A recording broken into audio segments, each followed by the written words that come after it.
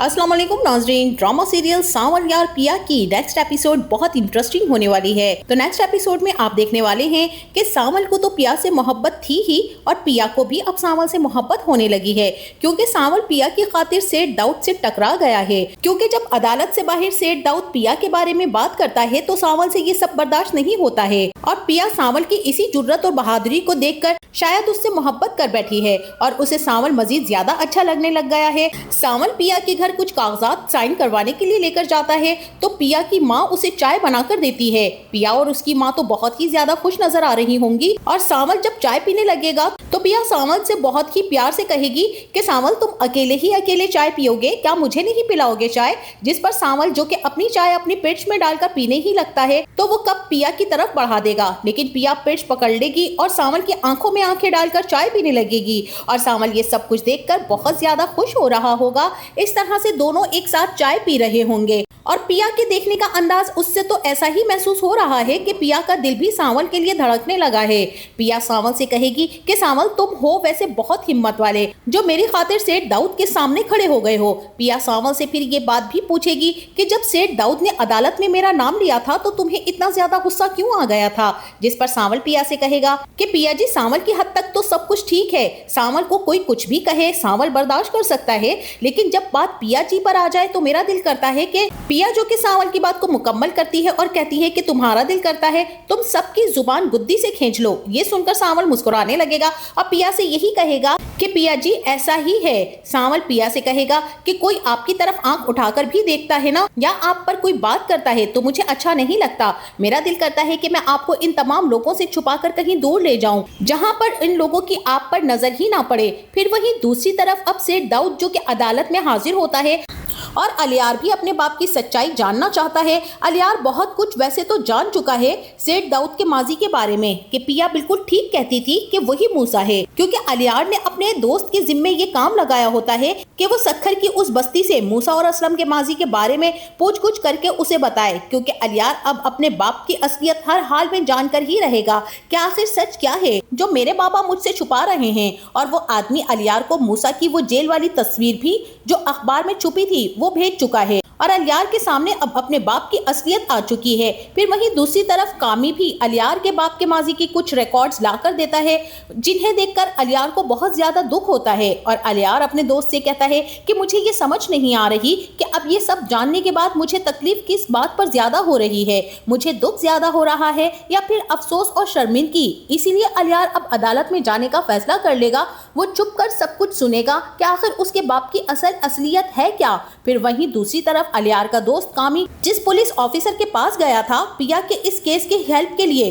और वो दूसरे पुलिस अफसर के साथ जब बात करता है तो वो उसे यही बात बताता है कि मुझे नहीं लगता कि इस लड़की का वकील अदालत में ये कभी सबूत पेश कर पाएगा कि आज का सेठ दाऊद मासी का मूसा जवारी था। ये सब करना उसके लिए बहुत मुश्किल हो जाएगा। और इसी के साथ वहीं दूसरी तरफ पिया की तरफ से जब अदालत ये नोटिस देती है कि सेठ मूसा के वकील को कि अगली पेशी पर सेठ दाऊद को हाजिर होना ही पड़ेगा वरना ये केस पिया के हक में चला जाएगा, तो फिर सेठ दाऊद का वकील जब सेठ दाऊद को बताता है कि इस पेशी पर तुम्हें अदालत में हाजिर होना ही पड़ेगा, ये सुनकर सेठ दाऊद अपने वकील पर बहुत ही ज्यादा गुस्सा करने लगता है और उसे कहता है कि तुम होश में तो हो, तुम कह क्या रहे हो, मैं इस कबाड़िए की वजह से अदालत में जाऊं, ऐसा तो हो ही नहीं सकता है। और तुम्हें मैं इतने पैसे किस बात के दे रहा हूँ ताकि तुम मुझे अदालतों में घसीटो, मैं एक शरीफ इंसान हूँ। जिस पर सेठ दाऊद का वकील उसे कहेगा कि तुम मेरे ऊपर भरोसा रखो, सिर्फ एक पेशी की ही तो बात है, अगर तुम अदालत नहीं जाओगे तो हमारा केस कमजोर पड़ सकता है। एक मर्तबा तुम हाजिर हो जाओ, उसके बाद तुम देखना कि अगर आज उस बाप और बेटी की भरी अदालत में इज्जत की धज्जियां ना उड़ा दी तो मेरा नाम बदल के रख देना, लेकिन अदालत के नोटिस की वजह से तुम्हें अदालत हाजिर तो होना ही पड़ेगा। तो फिर सेठ दाऊद अदालत जाने के लिए तैयार हो जाएगा और जब सेठ दाऊद इतना बन ठन कर पूरी टीम के साथ अदालत पहुंचेगा तो सेठ दाऊद का सामना पिया, असलम और सांवल से हो जाएगा। सेठ दाऊद इन लोगों को देखकर गुस्से से आग बगोला हो जाएगा और वो असलम से यही कहेगा कि तुम लोग तो ये जान ही चुके होगे कि मैं तुम लोगों का क्या हशर करने वाला हूँ, ऐसी हालत करूंगा कि छीतरे तक नहीं मिलेंगे तुम लोगों को। और सेठ दाऊद यही कहेगा कि मैंने तुम लोगों की नाक से लकीरें ना निकलवा दी तो मेरा नाम भी सेठ दाऊद नहीं। सेठ दाऊद असलम से कहेगा कि पहले तो मैं शायद पीछे हट जाता, लेकिन तुमने मेरे अंदर के मूसा को जगा दिया है और अब तुम्हें और तुम्हारी बेटी को मैं मजा चखाऊंगा। मुझे सिर्फ इंतजार इस बात का है कि अलियार एक मर्तबा पाकिस्तान से चला जाए फिर मैं तुम लोगों को बताऊंगा। सेठ दाऊद असलम से यही कहेगा कि तुम्हारी बेटी तुम्हारे पास मेरी अमानत है और तुम कब तक भागते रहोगे, अब तुम्हें भागने नहीं दूंगा।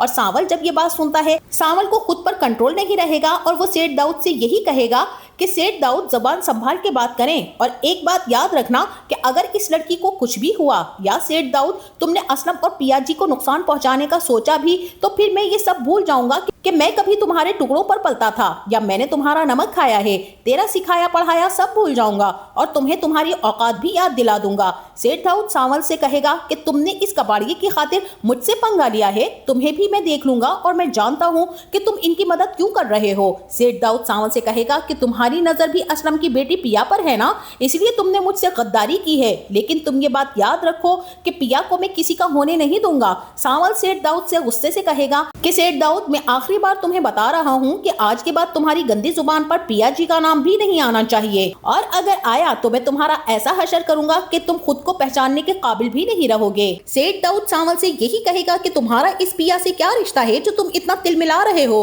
और पिया और असलम ये बातें सुनकर बहुत ज्यादा परेशान हो जाएंगे। और यहाँ पिया यही कहेगी कि अगर तुम में हिम्मत है तो मुझे हाथ लगाकर दिखाओ, फिर मैं तुम्हें बताऊंगी कि मैं क्या कर सकती हूँ। तुम्हारे पास पैसा है और तुम पैसे से खेल रहे हो, लेकिन मैं ये बाजी तुम्हें कभी भी जीतने नहीं दूंगी, तुम्हें तुम्हारे अंजाम तक पहुंचाकर ही दम लूंगी। और अलियार जो कि ये सब बातें सुन रहा होता है कि उसका बाप पिया को किस तरह से धमकी लगा रहा है, फिर जब अदालत में पेशी लगती है तो पिया को भी कटहरे में खड़ा किया जाता है और साथ ही सेठ दाऊद भी वहां मौजूद होता है। सेठ दाऊद का वकील पिया से बहुत से सख्त सवालात करता है जिनका पिया डट कर जवाब देगी बगैर किसी डर और खौफ के, और पिया सेठ दाऊद के वकील को लाजवाब कर देगी। सेठ दाऊद का वकील पिया की इस हिम्मत और हौसले को देखकर थोड़ा लड़खड़ा सा जाएगा, और जब सेठ दाऊद पिया की बातें सुनेगा तो उसे असलम पर बहुत ही ज्यादा गुस्सा आ जाएगा, और अलियार भी अपने मुंह पर मास्क लगाकर पीछे बैठा ये सब देख रहा होगा और सुन रहा होगा। अलियार अपने दोस्त से कहेगा कि मैं इस बात पर हैरान हूँ कि पिया एक लड़की होकर इतनी मजबूती और साबित कदमी से सेठ दाऊद के सामने खड़ी है